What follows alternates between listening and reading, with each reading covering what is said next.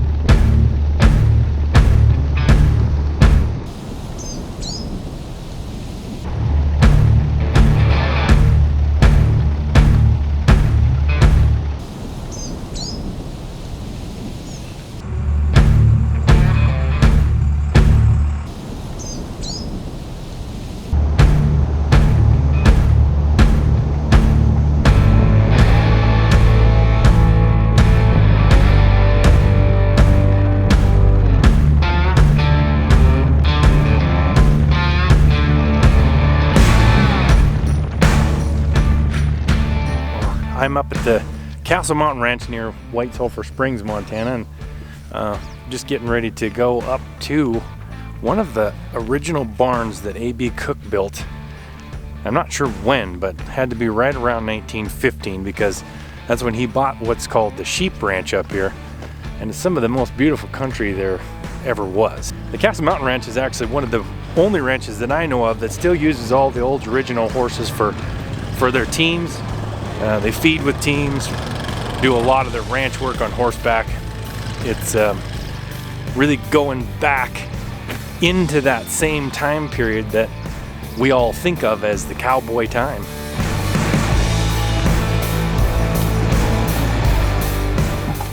Well, I'm up in the office here with David Fryer. This is the manager of the ranch, and we are going to go take a look at the sheep ranch and some of the barns that A.B. Cook built on the Sheep Ranch. Sheep Creek. Sheep Creek Ranch, or is it? Sheep Creek. Sheep Creek? Yep. Okay, in his notes, he called it the Sheep Ranch. Okay, yeah. We call it Sheep Creek. Used to run sheep on Yeah, it. probably. So, side note from my future self, they do call it the Sheep Creek Ranch, even in all their notes. So, I was completely wrong. Any sheep? Nope. Those smelly things, he doesn't run those smelly things that want to die all the time, right? Yeah, so David, where are we headed, and what's the size of this place that we're headed to? So right now we're down here, and we're just a little bit north and east of White Sulphur Springs. So we'll go north here about 15 miles, and we'll go up to what we call the Sheep Creek Ranch, and there's roughly 5,000 acres of ground up there that we own, that we purchased from Hervey Cook at an auction, a state auction in the early 70s. So Really? Mm-hmm. So was that when Hervey died? Yeah. Okay. It was when everything was getting settled. That place up there was sold at an auction there. Yeah. And Lou Ward, he bought it in, I think, 1973. Okay. So, Cool. That's good to know. Yeah. So you guys bought it directly from the Cook Yeah, it was at an auction. estate. Yeah. Mm-hmm. Yeah. Yep. Hervey Cook was murdered in 1971. And I'm thinking about doing a video on actually the downfall of A.B. Cook and then kind of including Hervey in there. But Hervey is the adopted stepson of A.B. Cook. And if you don't know who A.B. Cook is, then you might want to watch the other two parts of this series. A.B. Cook was a legend of Montana. He was one of the men who actually built Montana as far as business and politics go. And he lived from 1964 up to 1928. Now, he left his property to Hervey Cook. And in 1971, when Hervey was murdered, all of his property was auctioned off. Now, here is an article stating that this property would be sold at auction in 1971. And this is when the Castle Mountain Ranch purchased it at this auction. In early Montana, ranching was one of the largest industries, but it still was something that a lot of the big time ranchers, they owned a lot of land because they made money elsewhere. The reason it's interesting to see something like the Cook barns is this was really A.B. Cook's dream, as I'm sure a lot of people had this dream.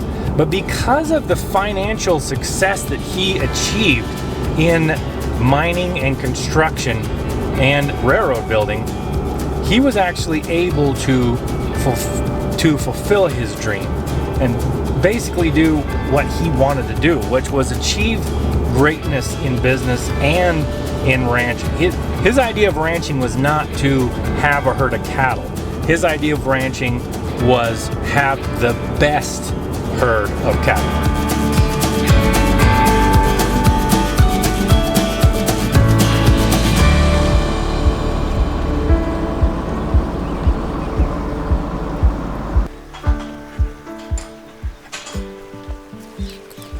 This was his horse barn. This was the horse barn. Okay.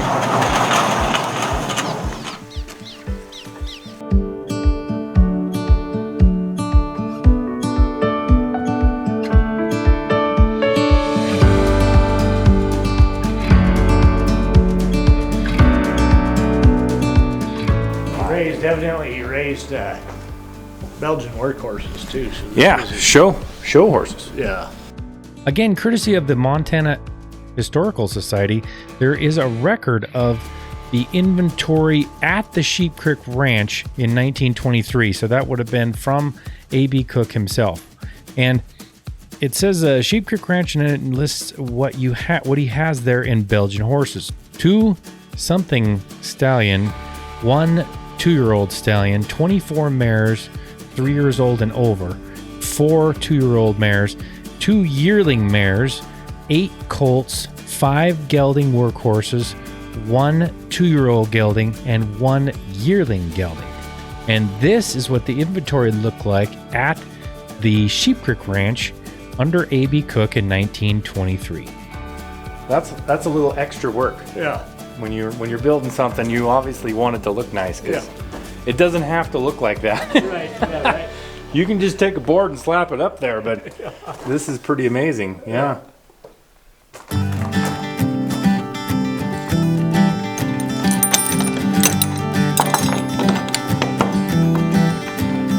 you remember those long summers?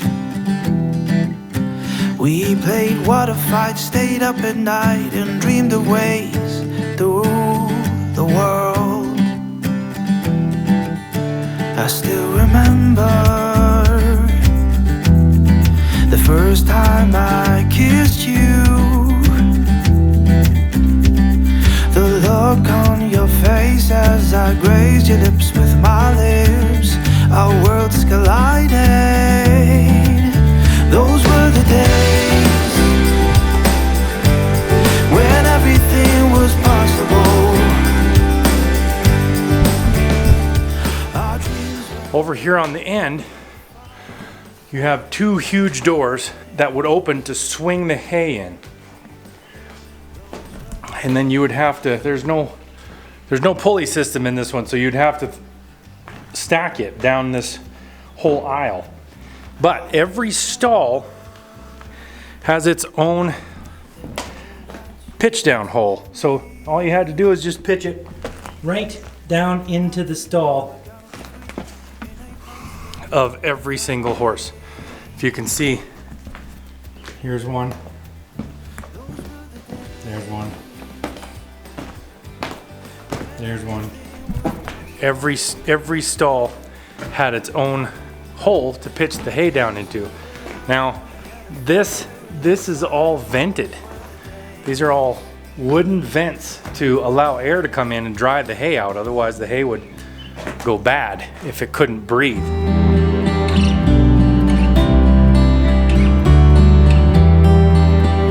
Right from the beginning, I knew that I loved you. Girl, we've got something amazing. It's just me and much to do. I mean, your dad obviously managed this place before you, right? Mm-hmm. Yeah, So- he was here for 20 years, retired in 2018, and then I took over. So, Do you ever want to do anything else? not really. Some Form or another of it. some form or another of it? Yeah. I always thought, when you're, to be a rancher, you got to have that, it's your life. You got to want to do that for life. It's not like something you can do for, a few minutes and then move on to something else. Right. Takes everything you got. Yeah. I know I talked to about this before, but would you be interested in doing like a day in the life of a rancher kind of a thing at some point, or Oh, yeah. would you? Sure. Would you mind doing that? Yeah. So that'd be great. Yeah.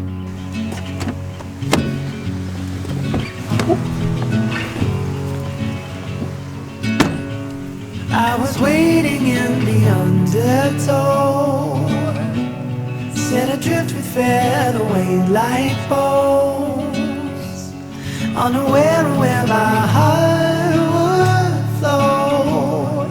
I was waiting in the Cook's bulls were a little more valuable than I thought before. Oh, is that right?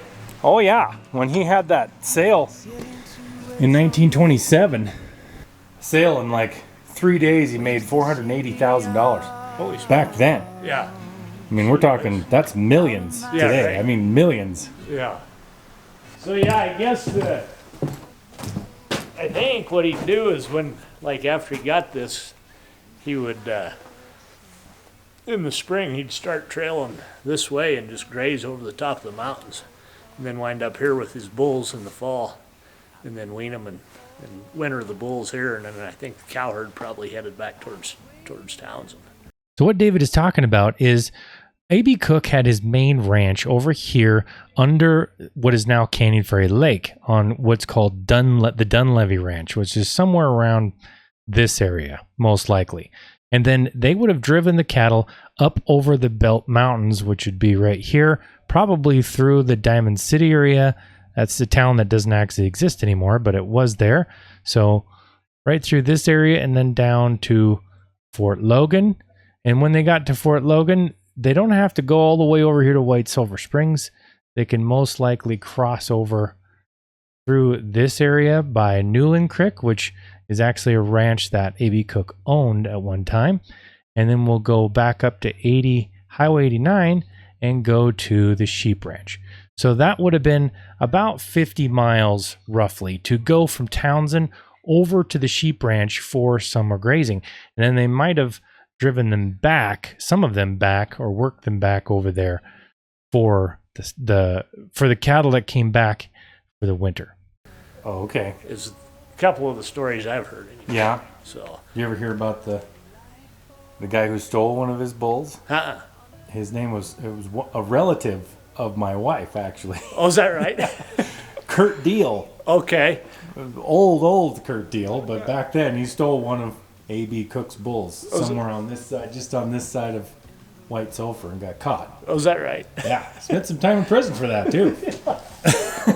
Because those things were not cheap. So. familiar and strange at once, like a lover who lost her touch. At first I was hesitant, now it seems oh so curious. How'd I wind up so far from home when I barely had left the shore?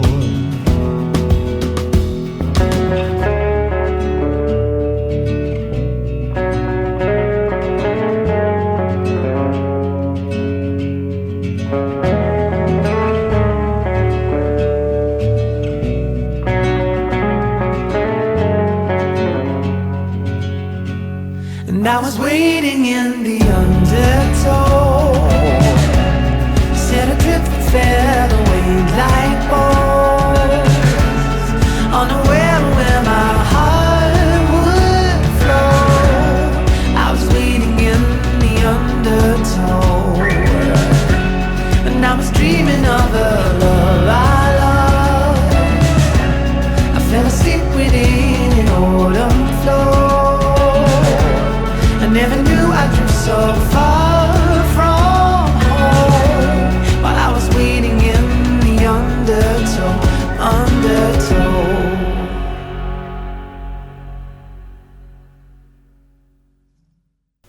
scoop. It was for, I think they had one workhorse they'd pull that with.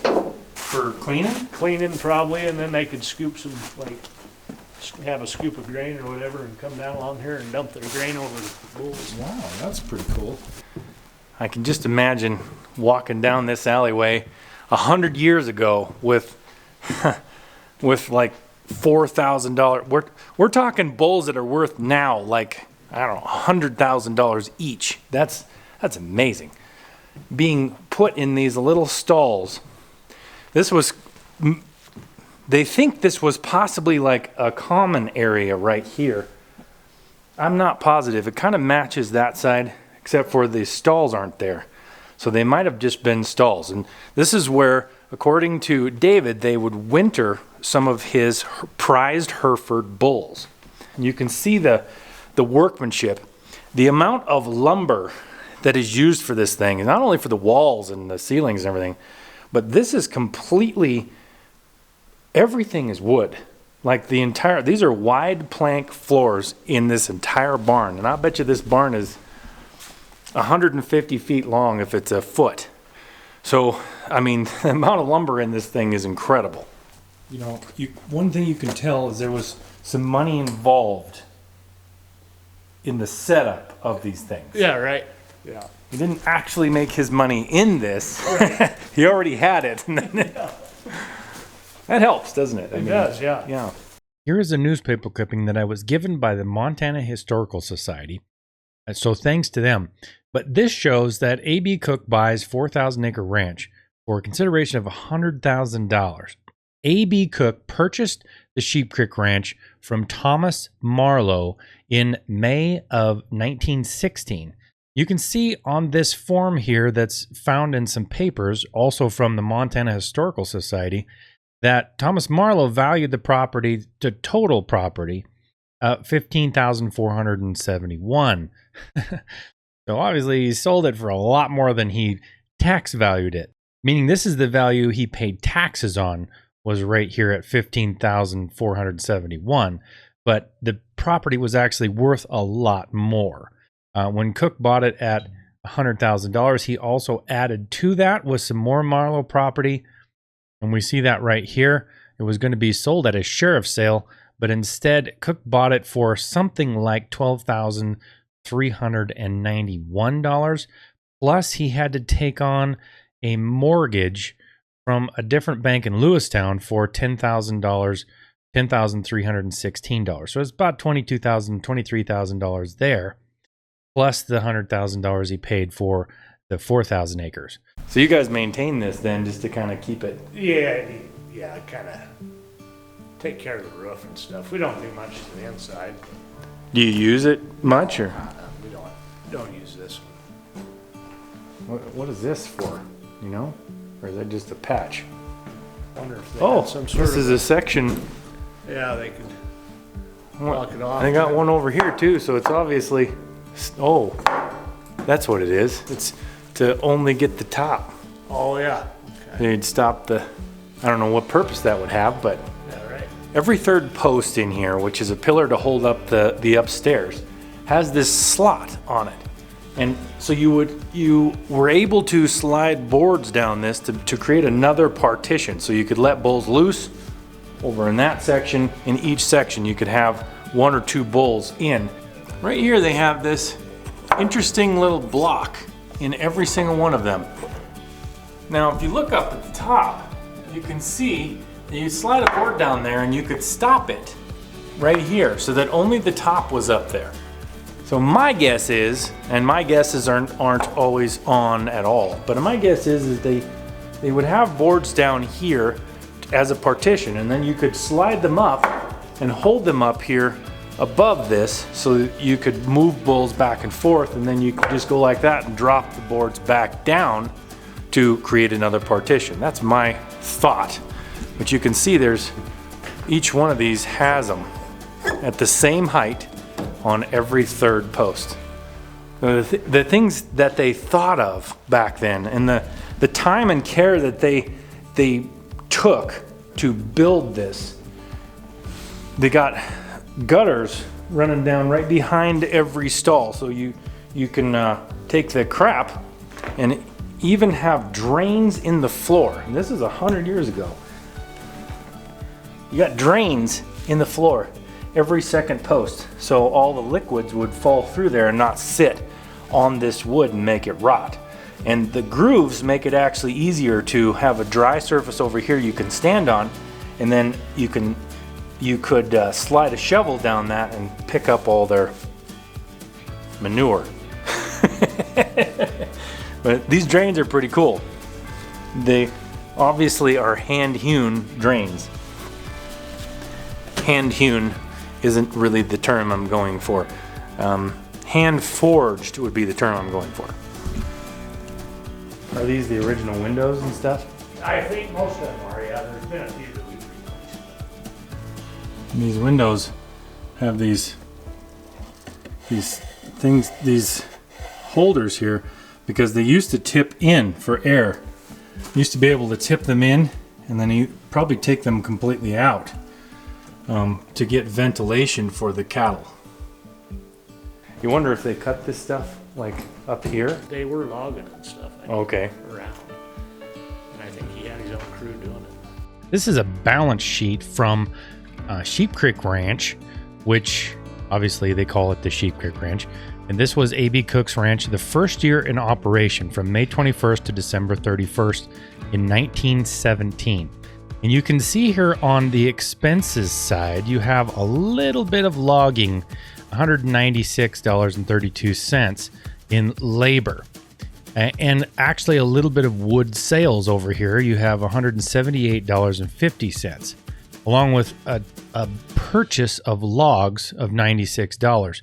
But in the second year, 1918, that's when we see a difference here. In the labor cost, you see a logging labor cost of almost $1,000 more, in fact, than haying costs. So he's got a lot of people out there logging in 1918. He's got some sawmill repairs, so obviously he's making his own boards.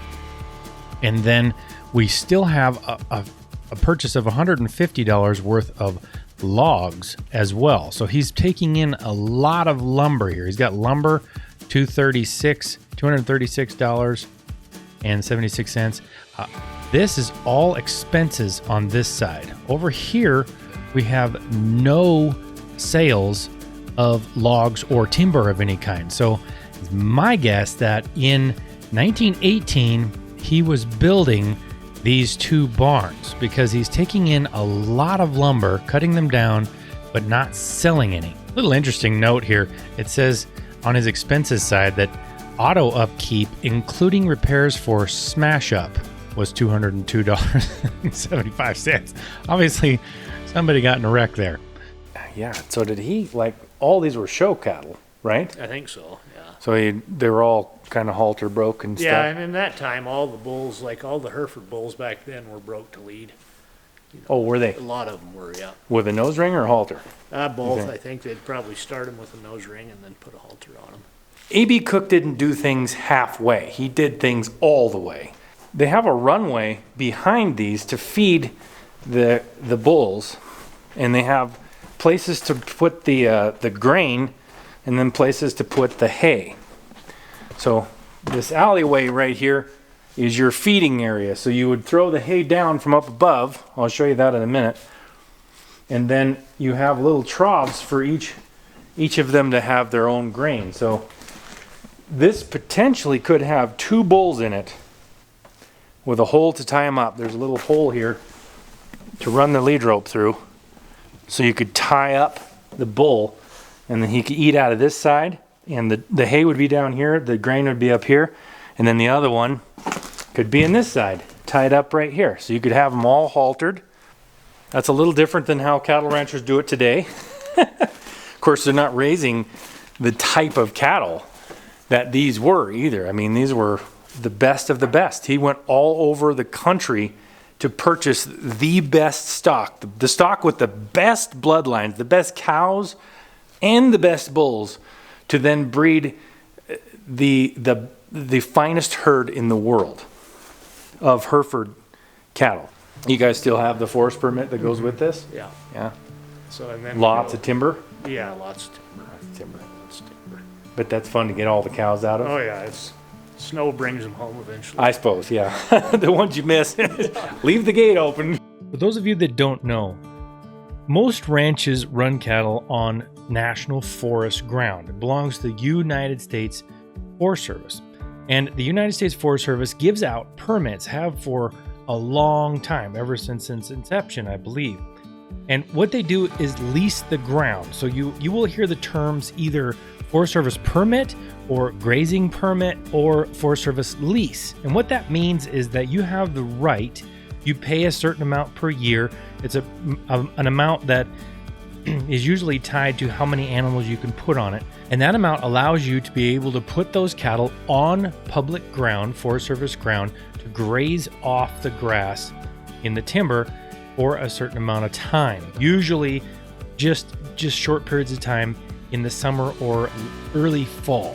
Right before A.B. Cook purchased this ground in 1916, see where Thomas, the previous owner, wrote several letters to the Forest Service reattaining his Forest Service permits. He must not have been using them at all and had lost them, but he got them back in order to give them to A.B. Cook when he purchased this property. So as you can see, the Castle Mountain Ranch is still using those same forest permits that were attached to the land when they purchased it in 1971.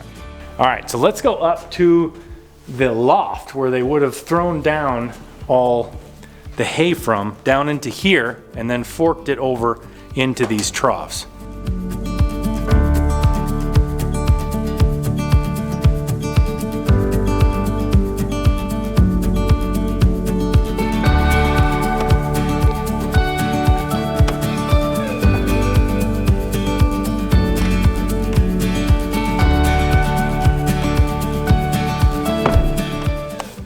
Don't ever try that.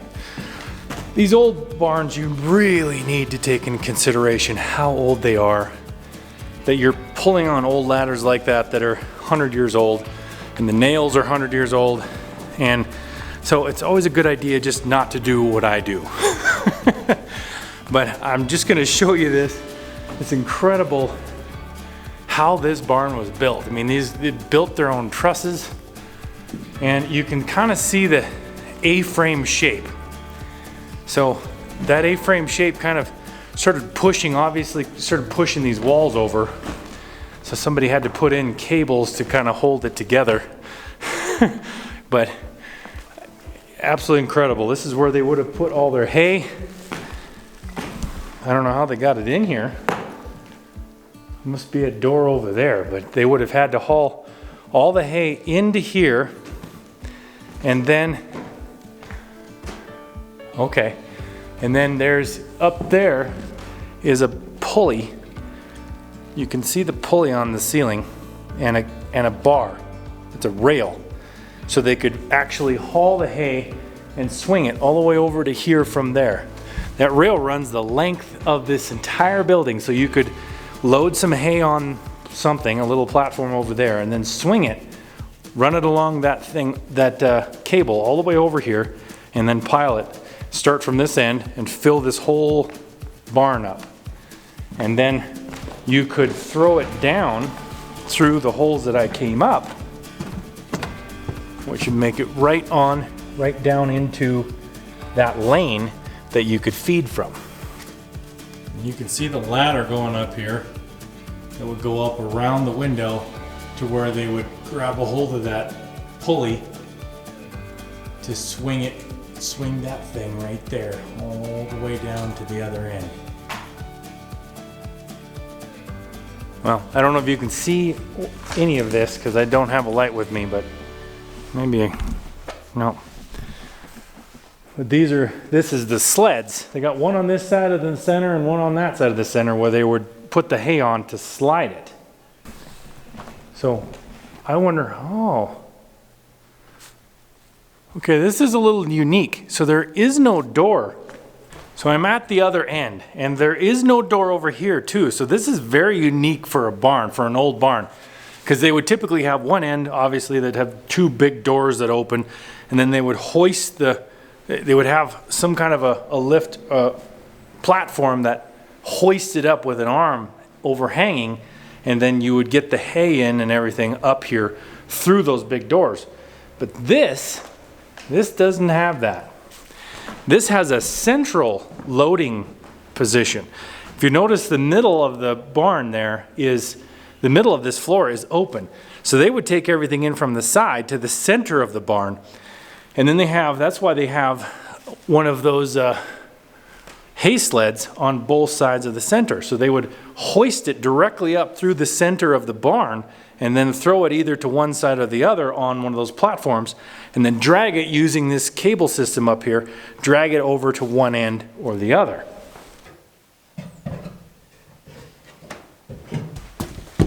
So like I said, just 2 weeks ago, I fell through a board that was rotten and landed right here on my ribs. And ever since then, this whole side over here, this whole rib the muscle got torn away from the rib a little bit, I believe. It's very painful. So don't try this kind of stuff that I'm doing. I'm trying to show you something, but I really advise against this. Do what I say, not what I do.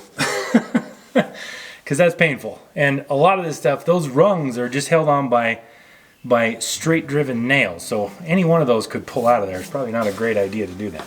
This was a pretty unique experience to be able to come over here and visit this barn and walk through it, see the old history that's in here, the way they used to do things, the way that A.B. Cook used to do things, because he did things very high end. So this was his bull barn on Sheep Creek Ranch in White Sulphur Springs, Montana.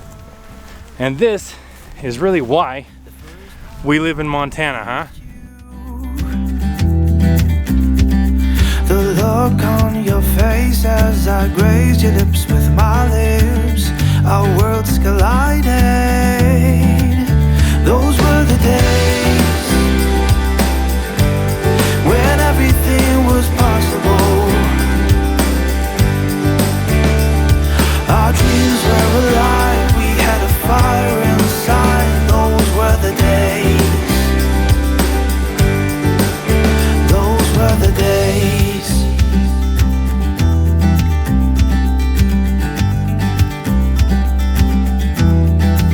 I'll always remember that cold night you told me we're not two, but we're gonna be three. In 8 months we'll be a family. Those were the days when everything was possible. Our dreams were alive, we had a fire inside. Those were the days.